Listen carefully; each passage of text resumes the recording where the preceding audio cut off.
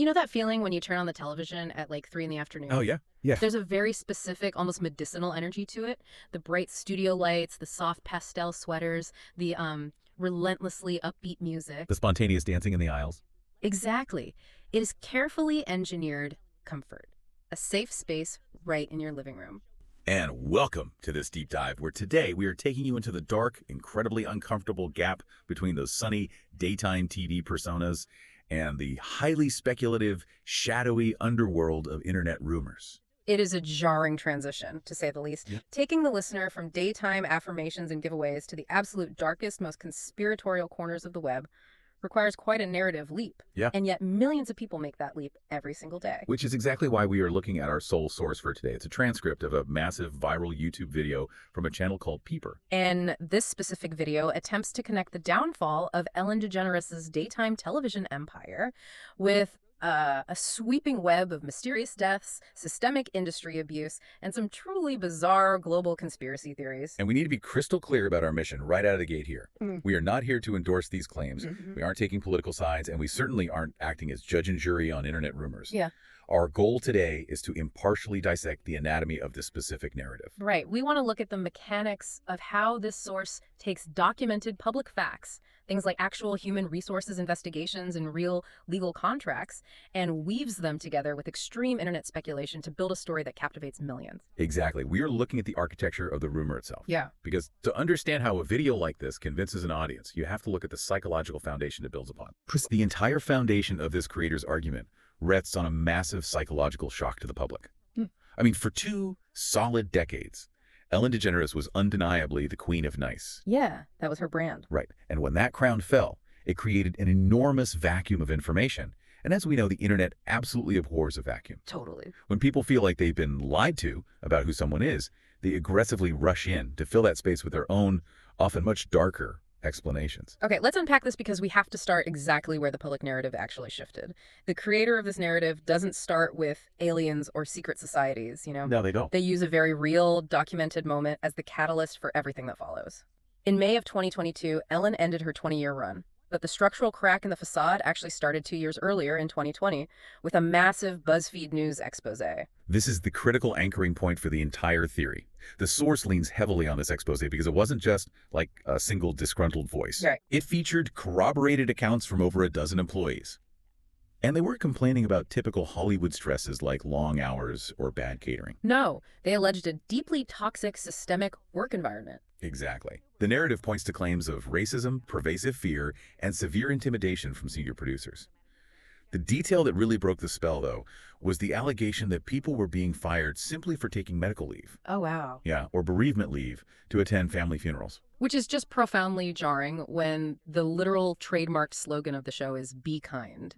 It shatters the parasocial relationship the audience has with the host. And this wasn't just internet chatter that you could brush off. Warner Bros. Actually conducted an internal investigation. They did, yeah. And they publicly acknowledged that there were deficiencies in the day-to-day management of the show. Ellen herself had to write an apology letter. Right, and the video highlights this letter, where she claims she was disappointed, that she relied on people to do their jobs as she would want them done, and insisted she didn't want bullying on her set. But the narrative frames that apology entirely as a calculated deflection. Absolutely. It presents it as a CEO pushing the blame onto middle management to save the brand. Yeah. And to bolster the argument that the nice persona was always an act of aggressive manipulation, the source brings in outside voices. Voices who knew her intimately behind the scenes. Yes, specifically comedian Rosie O'Donnell and podcast host Joe Rogan. The details regarding Rosie O'Donnell are genuinely fascinating because of how personal they are. I mean, Rosie claims they were best friends. Well, Ellen famously came out on Rosie's television show back in 1996. Yeah, it was a massive cultural moment. But Rosie says that once Ellen's own talk show took off using the exact same producers and the exact same format, Ellen completely alienated her. It's just wild. The creator of this video drops in this incredibly visceral, petty detail. Rosie was so hurt by Ellen going on television and saying, "I don't know, Rosie, we're not friends," that Rosie actually had t-shirts printed with that exact quote to give to her own staff. That is just, it's a vivid, humanizing detail that the video masterfully uses to establish a pattern of ruthless ambition. Yeah. It tells the viewer, hey, this is how she treats her friends. Imagine how she treats her interns. Then, the creator layers in commentary from Joe Rogan, Oh, right. who was cited saying that Ellen's nice persona always felt forced, Like she was actively wearing a mask to hide who she really was. I think of it like a load-bearing pillar in a building, you know? For a celebrity, especially a daytime host who is in your living room every day, their core brand is that pillar. For Ellen, the pillar was nice.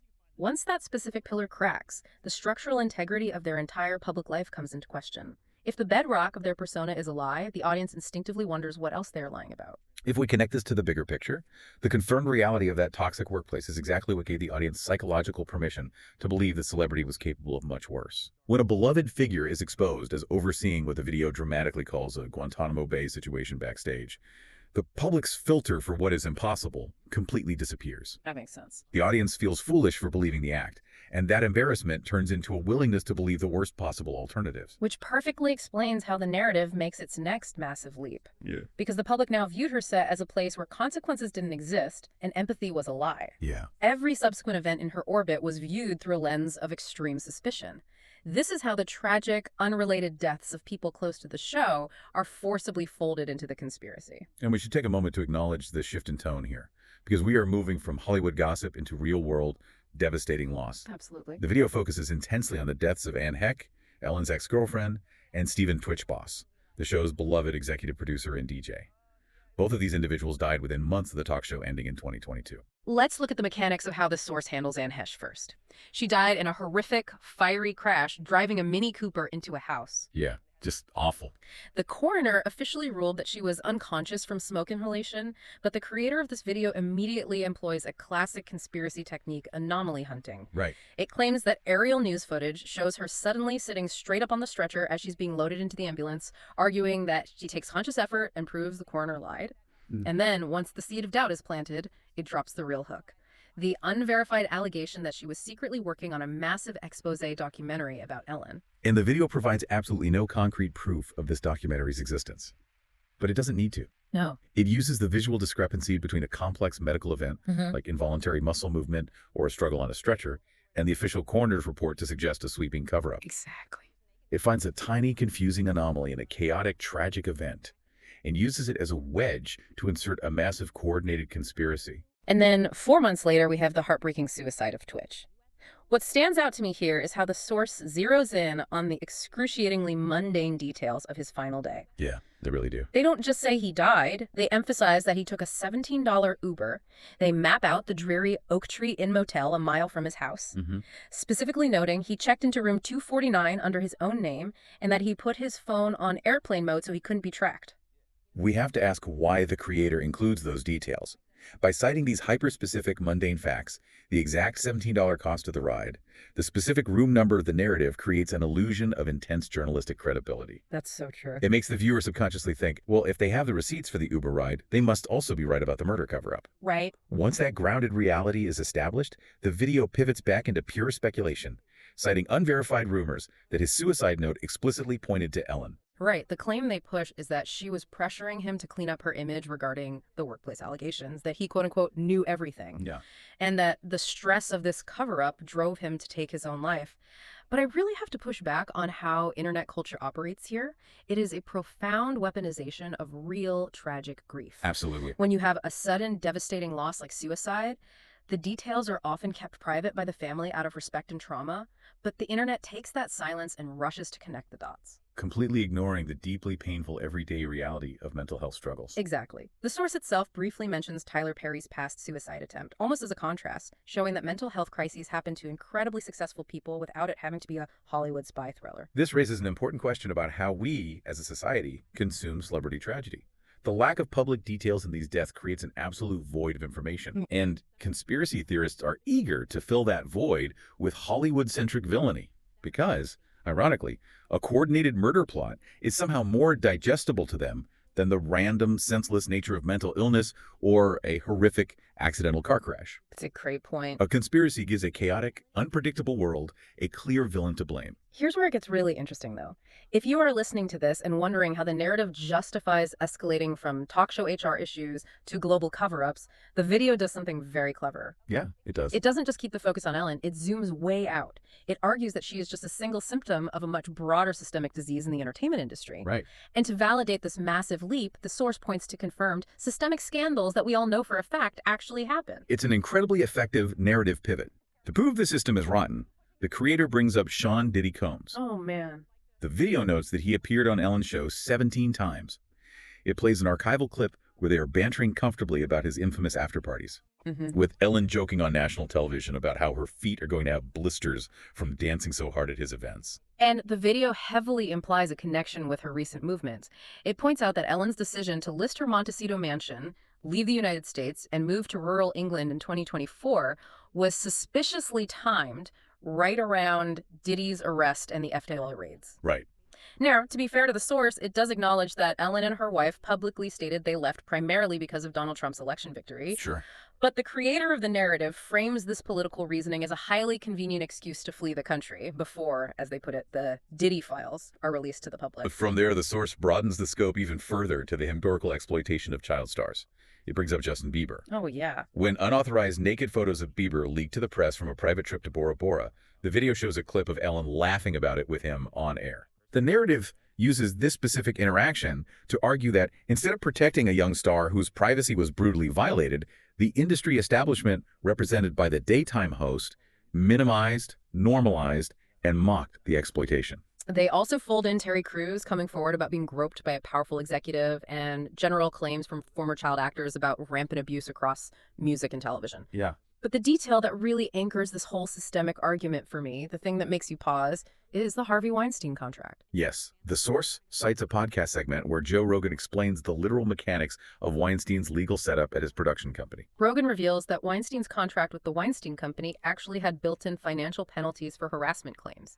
It was tiered. It's just insane. If he got sued, he paid $100,000 for the first offense, $250,000 for the second, escalating all the way up to $750,000. Yeah. It is just staggering to think about. It's like a massive corporation putting a budget line item for abuse in their corporate ledger. Exactly. It proves that the Hollywood system didn't just ignore predatory behavior. Human resources and legal departments actively managed it. They pressed it out as a cost of doing business. And we have to analyze why the video structure is so potent here. When the confirmed, horrifying reality of Weinstein's legal contracts is out there in the open, it becomes incredibly difficult for the general public to dismiss any Hollywood rumor. Totally. If a major publicly traded corporation literally budgeted for sexual assault, the line between fact and fiction blurs entirely.